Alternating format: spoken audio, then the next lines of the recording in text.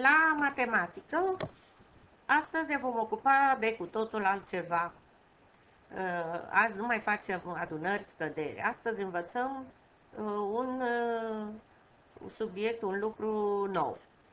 Ia să vedem, dacă vă uitați în acest desen, care se tot mișcă, observăm tot felul de forme, de culori, mărimi diferite.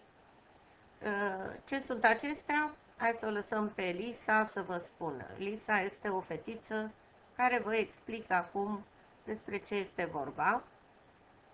Bună copii! Numele meu este Lisa și astăzi vom învăța formele geometrice. Așadar, astăzi vom învăța despre pătrat,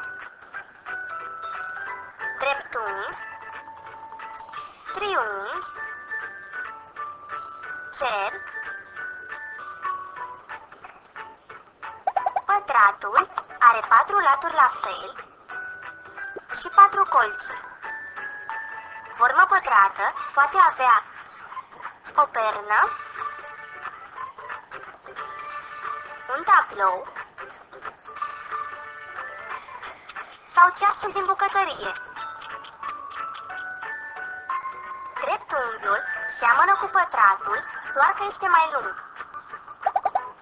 Are 4 laturi, 2 mai lungi și 2 mai scurte și 4 colțuri. Forma dreptunghiulară poate avea ușa de la intrare, autobuzul sau o carte. Triunghiul are 3 laturi și 3 colțuri. Haideți să ne gândim la 3 obiecte ce pot avea forma unui triunghi. Ce spuneți de o felie de pizza, un numeraș pe care punem hainele sau acoperișul unei case? Cercul este rotund și fără colțuri. Lumea ce ne înconjoară este plină de obiecte în formă de cerc. Ce spuneți de un nasture, o minge sau o felie de portocală? Da, deci v-a plăcut? A spus mai devreme Lisa că lumea înconjurătoare este plină de forme geometrice. Deci aceste forme se numesc forme geometrice sau figuri geometrice. Iată-le, formele geometrice: pătratul, dreptunghiul, triunghiul și cercul.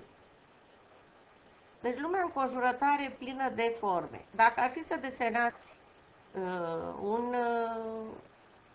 un aspect din ceea ce vă înconjoară, ați desena așa.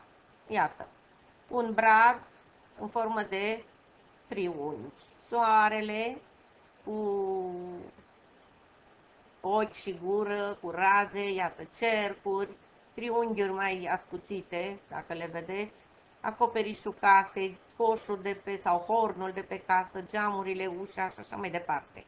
Pomii aici, iată, sunt cu coroana rotundă ca un cerc, mingea, ușa, ferestrele. Deci lumea înconjurătoare reprezentată de voi în desen este formată reprezentată prin forme geometrice.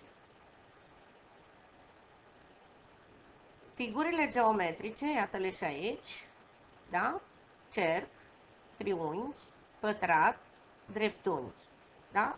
Cercul este rotund, triunghiul vine de la 3, are 3 laturi, 3 colțuri, pătratul este acesta cu laturile toate egale, da? Și 4 colțuri, iar dreptunghiul are 2 laturi egale, mai lungi, și 2 laturi mai scurte, tot egale. Bun, deci ce putem face noi cu figurile geometrice? Ce putem face? Putem să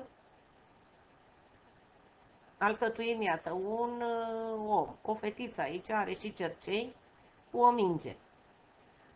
Putem să alcătuim un brad, un semn de circulație, o săgeată, o floare, o mașină. Chiar și literele alfabetului sunt formate din figuri, le putem obține din figuri geometrice. Dacă urmăriți această imagine mișcătoare, animată, o să descoperiți literele alfabetului.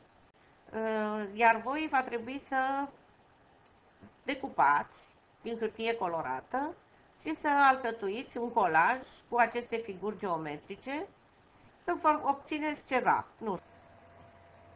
Hai să desenăm și noi figurile geometrice. Eu o să le fac aici pe tablă, voi puteți să le desenați cu creionul pe o coală de hârtie.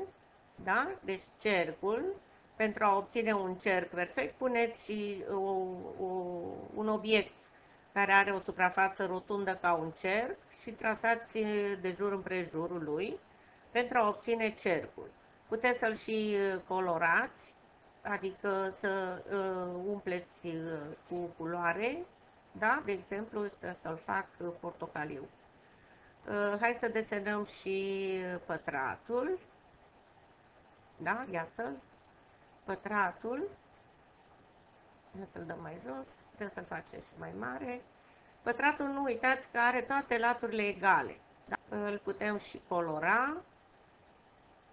Hai să-l colorăm. Îl umplem cu ce? Cu verde. Da? Mai departe desenăm un triunghi. Un triunghi cu 3 laturi și 3 colțuri. Să-l și colorăm, să-l facem mov. Bun. Și a mai rămas dreptunghiul, care, iată, are 2 laturi mai lungi și egale și 2 laturi mai scurte. Să-l colorăm și pe el. Îl facem, ce culoare să-l facem? Bleu. Bun. Deci, acestea sunt figurile geometrice, da? Deci, forme pe care le întâlnim și noi în natură. Puteți să le combinați cum vreți. Ele pot forma diferite obiecte din natură. Iată. Da? Din acest cerc putem să facem, deci cercul, forma aceasta, putem să facem soarele, nu? Hai să-i desenăm niște raze. L-am făcut soare, da? Iată.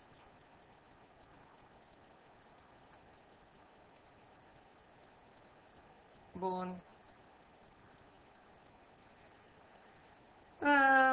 Din dreptunghiul. Dreptunghiul ce poate să fie? Dreptunghiul, de ce să facem din el? Uite, gard. Putem să facem un gard. Adică forma gardului cu toate stinghiile pe care le putem vedea, iată-le, da? Ea poate forma forma aceasta de dreptunghi, toate la un loc, lipite una lângă alta, au o formă de dreptunghi, da? Dacă îi mai punem și triunghiuri deasupra, da? Sunt unele garduri mai sofisticate așa, le putem desena cu, uite, cu triunghiuri deasupra, da? Și este un gard. Și voi puteți să încercați să faceți tot felul de desene din figurile acestea geometrice. Vă sfătuiesc să le desenați sau să le decupați, dacă aveți în caietul în mapa voastră de activități practice, și sau să desenați pe o foaie de bloc de desen, să le colorați și să formați un aspect din mediul înconjurător din figuri geometrice. Da? Spor la treabă!